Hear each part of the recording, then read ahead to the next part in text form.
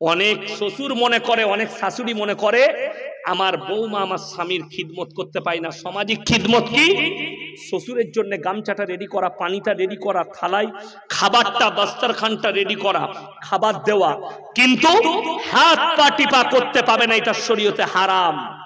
যদি শ্বশুর যুবক থাকে, যৌবন থাকে, তার জন্য একটা যুবতী বৌমায়ের জন্য খিদমত করা হারাম। শ্বশুর যদি মাজুর হয়, অ্যাক্সিডেন্ট হয়েছে পড়ে আছে, তখন তুমি গা ধুই দাও। শ্বশুর যদি অসুস্থ হয়, শ্বশুর যদি বৃদ্ধ হয়, 70 বছর পেরিয়ে গেছে, যৌবন শেষ হয়ে গেছে, তার সব খিদমতটাই তোমাকে করতে হবে।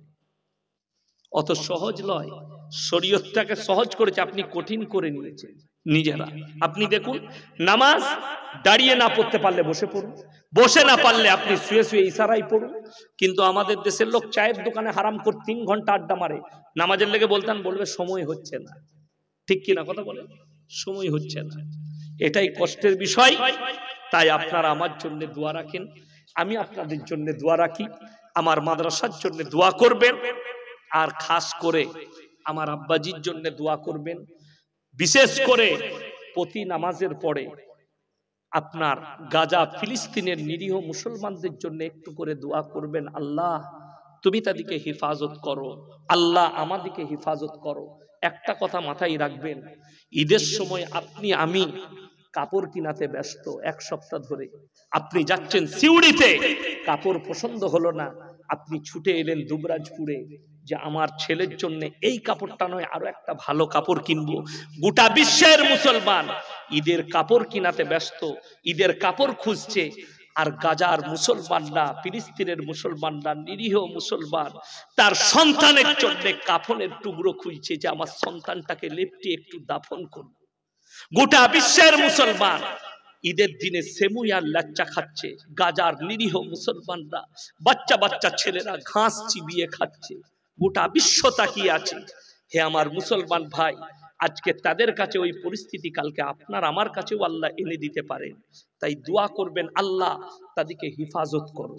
আর একটা কথা মাথায় রাখবেন, অনুরোধ করে বলছি, আল্লাহ আপনাদের মালে বরকত দিবে, নামাজ কেউ কোনোদিন ছাড়বেন না, জোরে বলুন ইনশাআল্লাহ।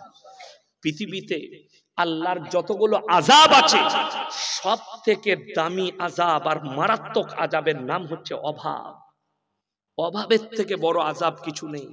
মায়ানমারের আনসুকি সরকার যখন নিরীহ রোহিঙ্গাদের উপরে অত্যাচার করতে লাগলো, তারা বাংলাদেশে আশ্রয় শিবিরে আশ্রয় যখন নিল, তারা সাক্ষাৎকার দিচ্ছে মিডিয়ার কাছে, পেটের দায়ে সন্তানকে খাওয়াবার জন্য বহু মেয়ে নিজের শারীরিক ব্যবসা পর্যন্ত করে ফেলেছে।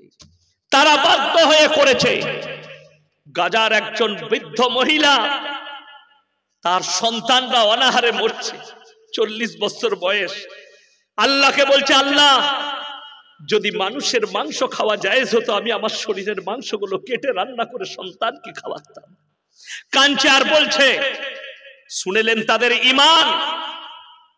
ঢাকা গেছে একজন মা, অর্ধেকটা বেরিয়ে আছে, 10 বছরের বাচ্চা মারা যাবে, তার উপরে বিল্ডিং পড়ে গেছে, মিডিয়াওয়ালা ক্যামেরা ফটো তুলতে গেছে, সে কেঁদে কেঁদে বলছে, হে ভাই আমার ফটো তুলো না, আমার মাথায় হিসাব নেই, পর্দা নেই। তাদের হালত দেখুন, গোটা বিশ্ব নীরব বসে আছে।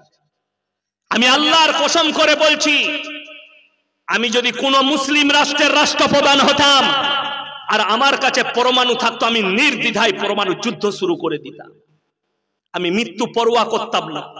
আজকেই যদি আল্লাহ আমাকে কোন জায়গার বাদশা বানিয়ে দেয় আর আমার হাতে যদি পরমাণু শক্তি থাকে, সমস্ত পরমাণুগুলো ইসরায়েলের উপরে দেখে দেবে। কেন?